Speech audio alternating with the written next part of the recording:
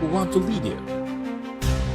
For years, the Freeman has brought you Know Your Candidate, your trusted platform to meet the candidates, hear their plans, and get the answers that matter.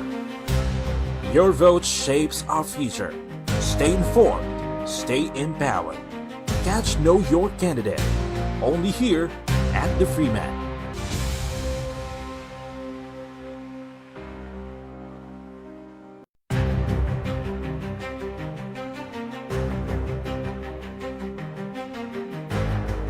The May 2025 election is just around the corner. Do you really know the candidates who want to lead you? For years, the Freeman has brought you Know Your Candidate, your trusted platform to meet the candidates, hear their plans, and get the answers that matter. Your vote shapes our future. Stay informed, stay empowered. Catch Know Your Candidate, only here at the Freeman.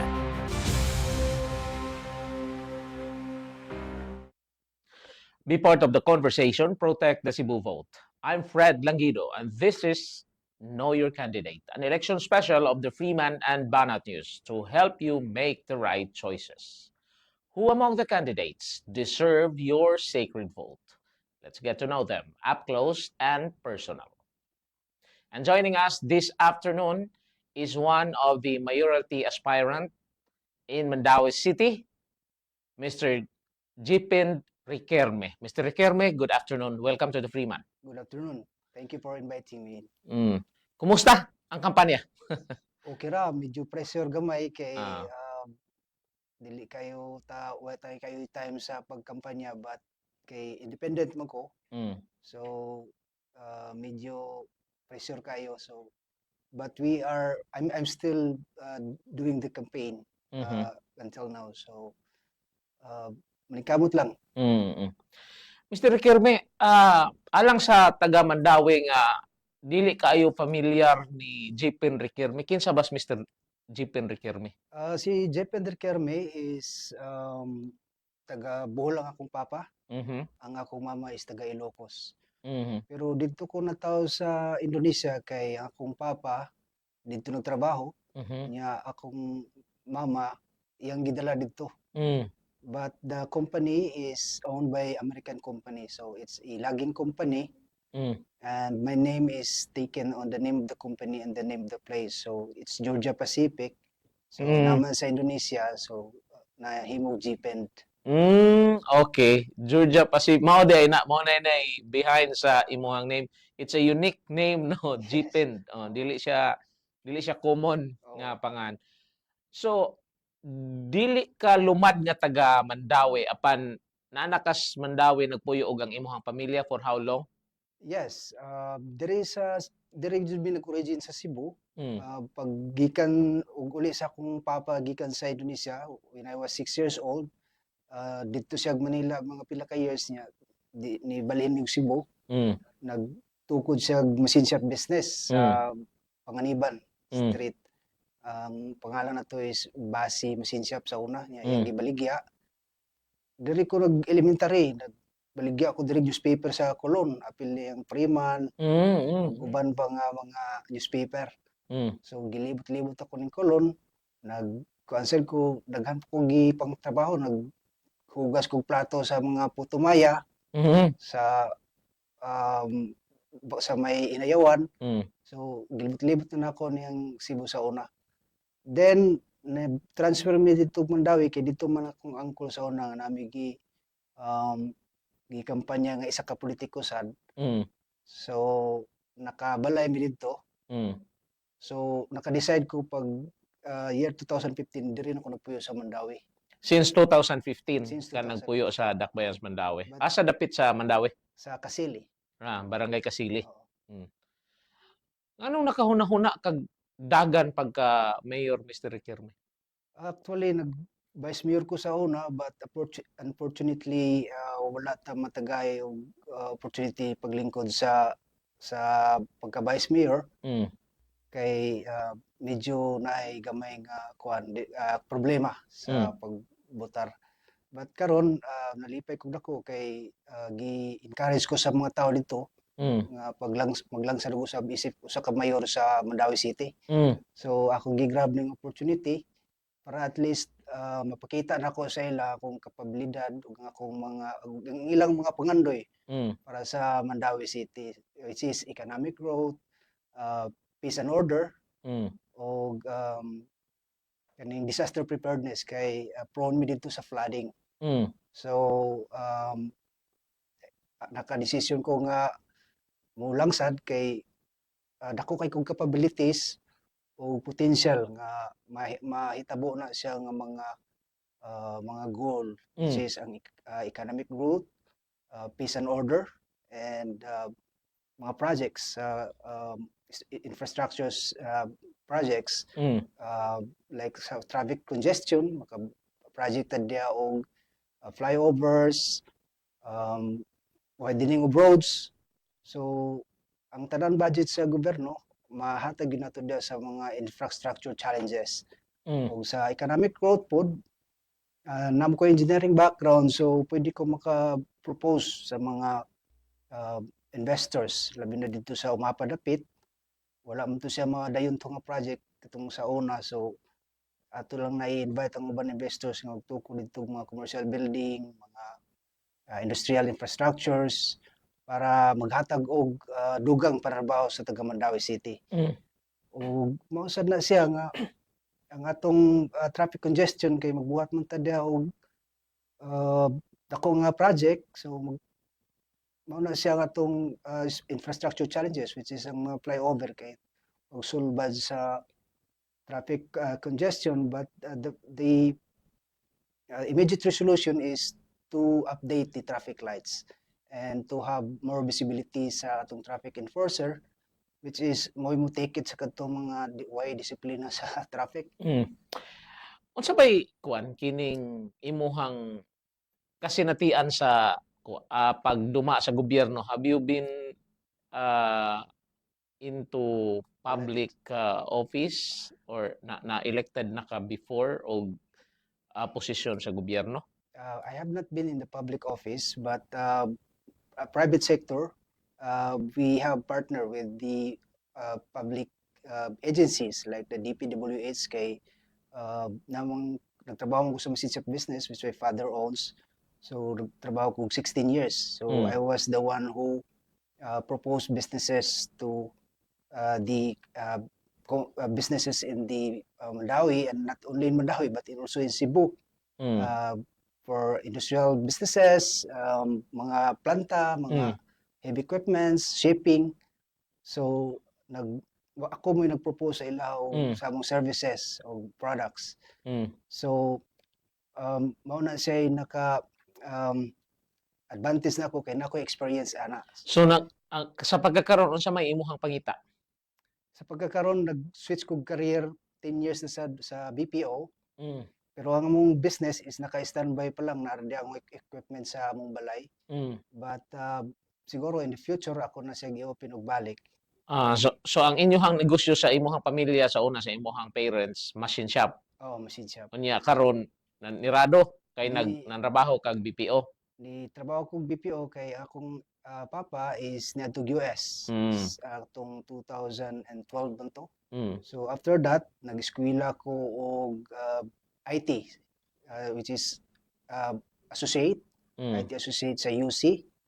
Nya nag-sok ko sa IT jobs like sa BPO, sa mga call center, nga na akong non-voice. Voice and non-voice. Voice and non-voice. Okay.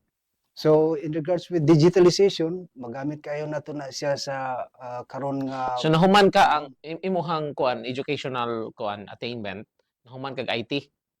Associate. Cisco and cybersecurity. So ang cybersecurity is part na siya sa networking.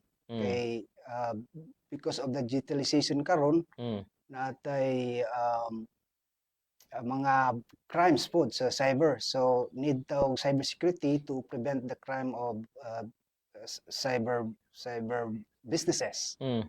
Labi na karon ang mga business karon nagamit ng digitalization, so need na to pod nga mag-watch guard ta sa mga hackers, mga cyber criminals, labi na kaning sa government agencies, isud kayo kay nay internal hacker malik ng mga corrupt mga projects ug sa diha. Mm. Sa imong tan-aw unsa may labing dako nga problema sa dakbayan sa Mandawi sa pagkakaroon? Ang problema gyud karon is ang atong crime. Mostly cybercrime is the source of crime sa Mandawi City ug resulta kana sa mangawat na sila, Mm. maggamit na sila drugs, Mm. mangilad na sila. So ang nahitabuan na is ang mga tao nga gusto magnegosyo dito wala na pagsalig sa mga tao dito. So mao na daghan kay mga negosyo na sira, daghan kayo unta mga negosyante man na diha, but discourage sila kay walay trust sila sa mga tao dito.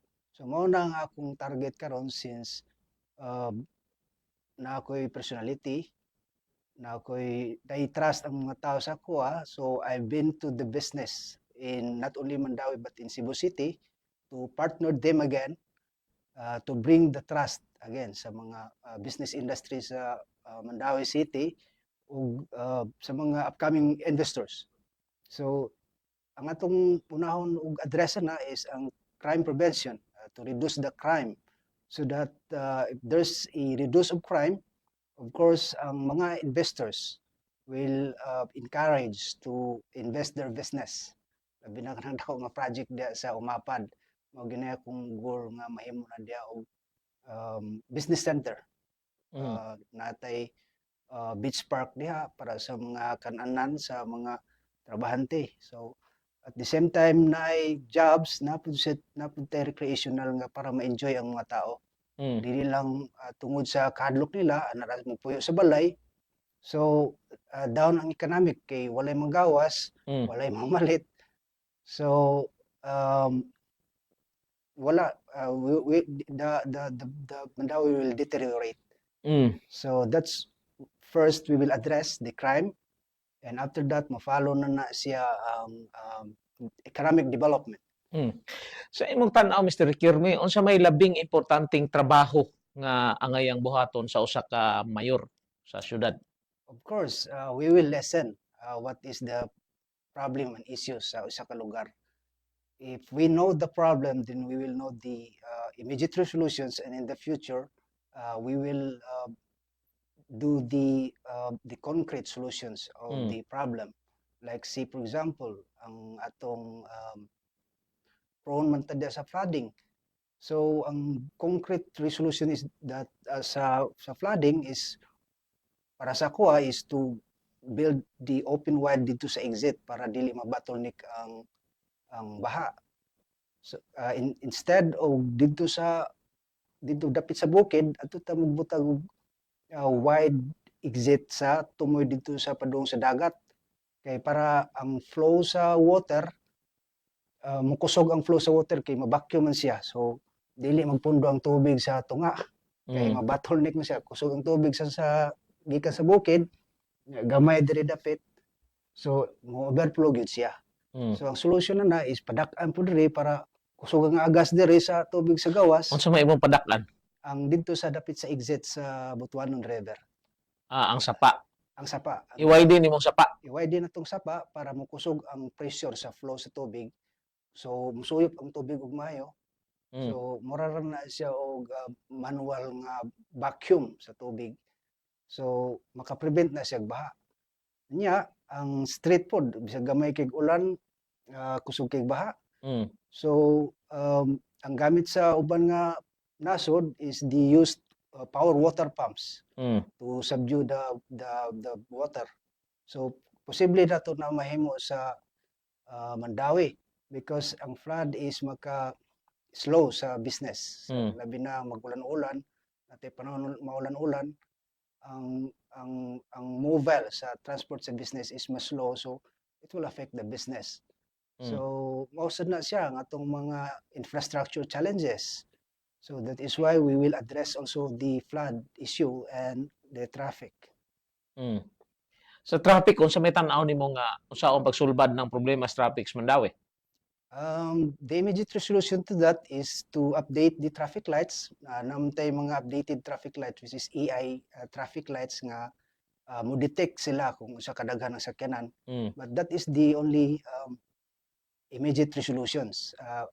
Also with the traffic enforcers. So magdugang tagdaghang traffic enforcers para mo ticket atong mga dili kay mo follow sa atong traffic law. Kay mo man ay hinungdan nga mag traffic ng kalsada. But the long-term resolution to that is magkuan ta og flyover labi na diha sa umahapad natay future project diha magkuan tag flyover para dili kay na siya mo traffic diha, which is very possible. Asa man dapitan na sa umapad imong tanaw? Dapit sa Pacific Mall, which is San Fernando Bridge. Okay. Asa going to north, Going to the airport. going to the airport. Going to the Oh. airport. Kuan man na diha kanang di ba na Uwano Avenue diha? Dili na siya Uwano Avenue, vacant na siya. Kanang kuan pa siya kanang wala pa siya kuan gid kanang tubig pa siya kanang daghan pa isagbot ba? Okay. Bakante pa kayo na siya. Isa, bakante na siya unya. Before project na siya sa una-unta diha ang City Hall ilan nang i-reclay. Mm. But wala madayon kay ang City Hall is nana didto at bang sa Isa vacant lot imong butangan og flyover? no, ang diha sa may Pacific Mall kay kuan na siya intersection. So pwede na siya og T-flyover para to prevent the traffic congestion labi na diha na ang atong mga mahimo na Asa man paingon na flyover? Paingon dito sa Lapu-Lapu? paingon sa Lapu-Lapu, paingon dito sa Umapad. Okay. So, tanaw nimo mao nay sulbad sa problema sa traffic diha dapita. Mao gina siyang masulbad sa Pero naa naman ay kuan diha, di ba? Naa nay murag bridge man tingali na na diha. bridge diha na alternate route nila, but in the future it will not solve the traffic congestion sa labi na magbutan ng tag project diha. Mm. Kanang wa kay experience sa pagduma sa gobyerno, wa ka kasuway bisag barangay. Expose ko ana kay before ko nagpag-vice mayor nako, dito ko na Nilansar kag vice Like mayor, vice- but wa ka na vice mayor. Okay. wala. So dito ko na recognize. But before that, I was a model sa paint shop. I am also a band member, so celebrity na ko sa una. Mm. So people knew me with that profile. But pag langsad na ko og vice mayor, na usab ilang view kay nakita nila nga na ako'y capability Mm. pag-serve sa government, which is akong heart sa pagserbisyo sa mga Pilipino. Mm. So that's why nga ang view sad nako na usab sad, being an engineering and IT specialist, I can contribute my skills labi na sa mga infrastructure projects, digitalization to pass the process of business permits, and to put up a centralized system sa atong City Hall para dali ra na to process of business permit para maka-bring og more employment sa atong taga Mandayuhanon. At the same time, ang atong mga infrastructures, since natay experience engineering businesses, dali ra kahit na maka-propose. Mm. Being exposed in businesses, napuntay PR, so we have the skills to discuss whatever proposals that are going to have in Mandawi City. Pero anong mayor dayon imuhang nahuna-hunaan ka lansaran nganong wa ka musugod usa konsehal baron or sa barangay usa aron makakuha ka og experience pag saon pagpadagan ang panggobyerno? Well, compared sa uban nga nidagan o konsehal or barangay, ang akong knowledge, being a celebrity, is not dili para sa barangay but for the city.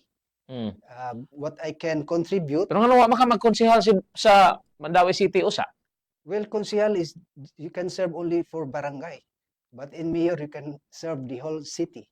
So that's my point. So, Dili man konsehal sa syudad ba sa Mandawi? kung siya sa siyudad, well, I don't feel to be a konsihal sa So sa para siyudad. nimo pang mayor gyud ka. Pang mayor gyud or Ah. pang vice mayor. So mao gyud na atong level. Mm. Ang imong tanaw, ang imong view. naantiguhan, ang imong abilidad Yes. para gyud sa mayor dili para pang konsehal. Okay, na-witness na ako dito kung giunsa nila pag-handle ang syudad, but nakita sad nako kung unsay problema o unsaon pagsulbad sa problema. Mm. Unsa may imong tan-aw nga advantage nimo over Mayor Jonas Cortez o ni Board Member Jonky Uwano nga maoy imuhang kaatbang ron diya sa Dakbayan sa Mandawi?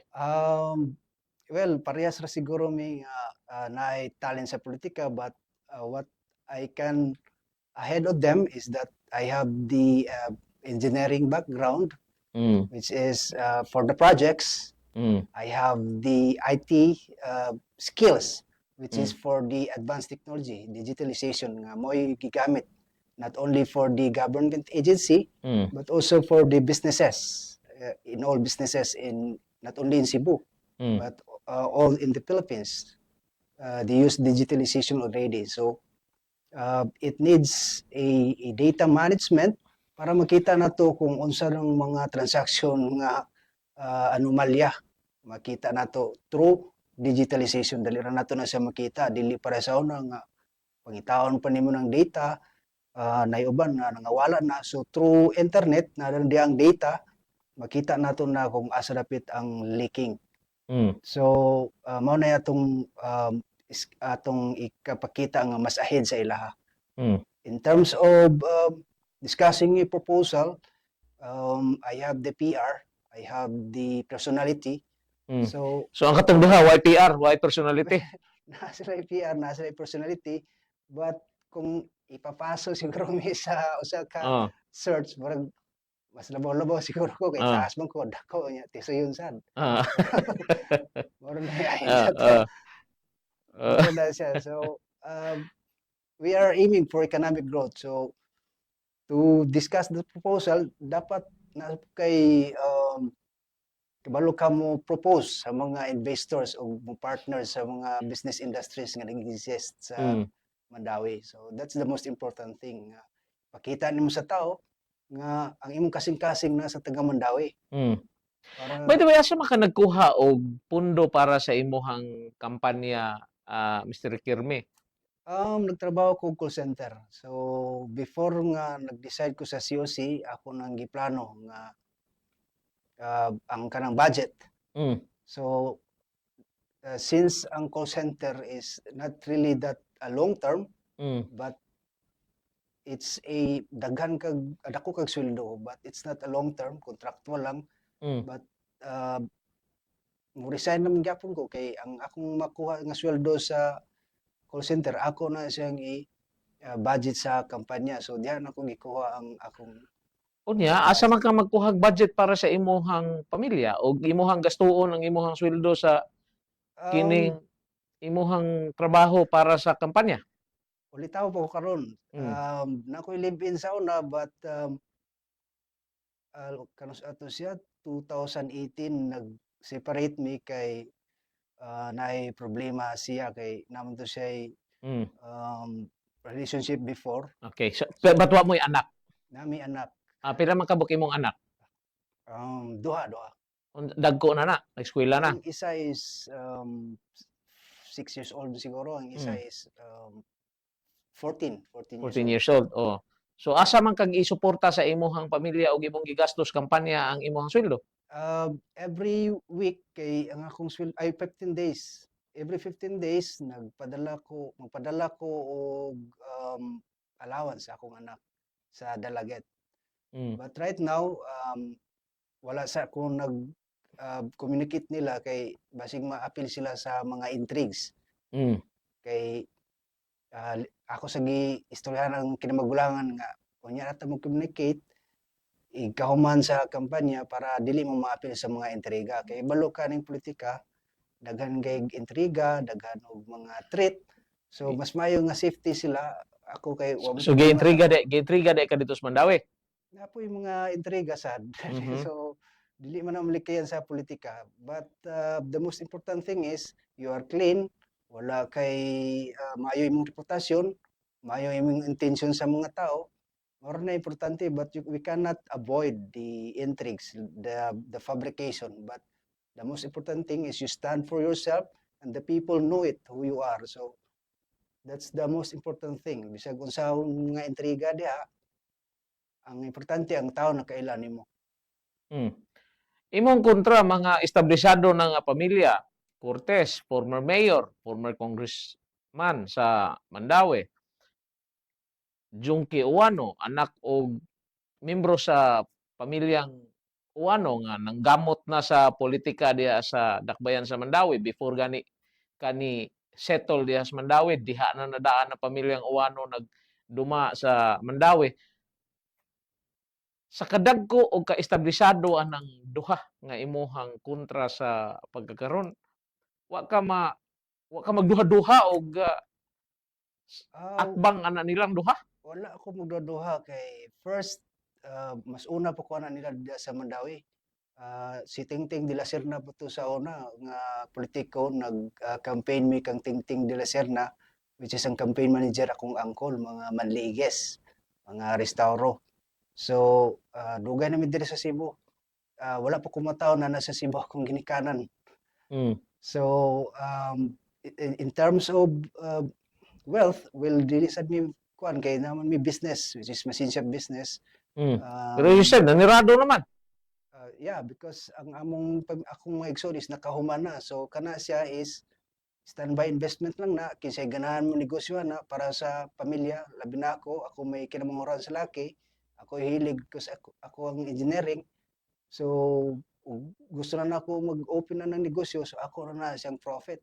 Mm. So giundang na siya because ang akong mga igsoon is nasa gawas, Mm. mga professional na. Nganong dili naman lang ang inyuhang negosyo mo imuhang hatagan og time, panahon aron imuhang kuanon, imuhang palambuon kaysa mo venture ka sa politika nga medyo way kasiguruan tungod sa lig-on sa imuhang mga kaatbang. Well, yes, it's possible nga focus ta sa negosyo, but we have the heart nga to serve the people. Kay di lang sa pagkakaron sa una, I am already a member of public service. Like magpakaon mi sa mga bata, Mm. adto mi og kanang mga magtabang mi mga tigulang, magtabang mi mga nasunugan. Mm.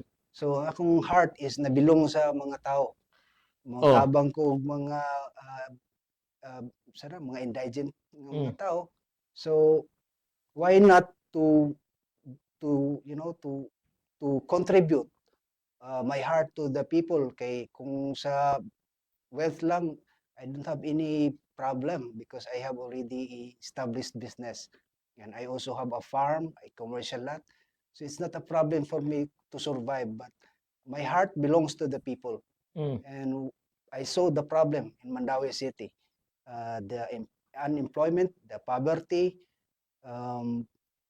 the crimes. So since I have this, I am already recognized. So why not try to contribute my skills for the people of Mandawi? Pero kinahanglan bagyong mo papili ka pagka mayor aron maka paambit ka sa imuhang talent, sa imuhang abilidad. As you said before, wa pa kay gigunitan nga posisyon sa gobyerno, nagserbisyo ka naman kaha, nagtabang ka naman sa mga pobres tinuod Mandawi. na siya. But since I am already involved, so I cannot dili na ko makagawas because ni Vice Mayor naman ko. So na ko yung experience, nakita na ko if magsulod kog politika, mas mulabaw ang akong pag-contribute sa mga tao. Mm. Kay namon kay power to to handle the city. Na kay power to look at the economic. Mm. So as a representative in Mandawi City, maybe or probably or most probably I could develop the economic in Mandawi City, which is to bring more employment. But first, we need to address the crime, because that's the problem. That's the problem why the investors is not coming in Mandawi City. So that's why first we need to address the issue of crime, and then we need also to bring the trust of the business industries in Mandawi City. And of course, we need to invite more investors and to address the problem of infrastructure challenges, which is that's it, the traffic, the flooding issue. So hibalo na tanan ang mga taga Mandawi kung sa problema sa atong lungsod. So they know already what is the solutions of the issue that we have in Mandawi City. And I hope they will give me a chance to bring forth the voices of Mandawi City.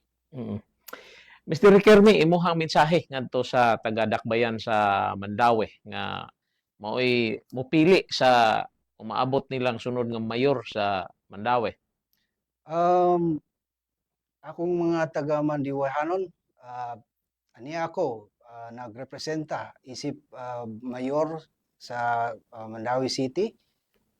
Nag-promise sa inyo sorry di kay ko kabalo mo Bisaya, nag-promise sa inyo nga maghatag ko panarbaho sa inyo pag-partner sa mga existing business industries o mga umaabot nga negosyo sa nga para sa ato adiri sa Mandawi nga ma-bring nato ang trust nila para mo growth ang atong economy. Og usab mo kooperar kita sa atong peace and order para ang pagsalig sa mga negosyante mo inganyo o ari sa ato ang lungsod o ang atong pag-participate sa atong lungsod ang mas importante kayo. So ayaw kalimot karong maabot nga piniliay Jepen Riquelme for Mayor number 4. Nagasalamat Mr. Jepen Riquelme, one of the mayoralty aspirants of Mandawi City. Thank you so much for watching. Stay informed. Protect the Cebu vote. Know your candidate. I'm Fred Langido. Good afternoon.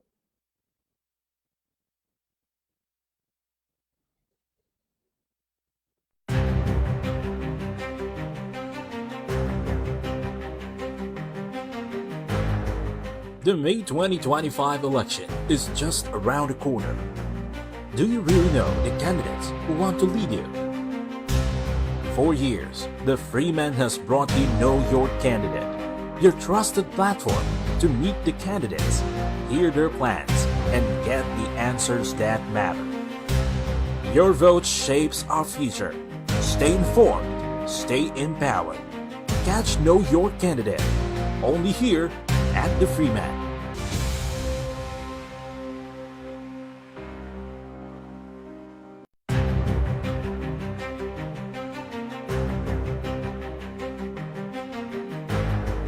The May 2025 election is just around the corner.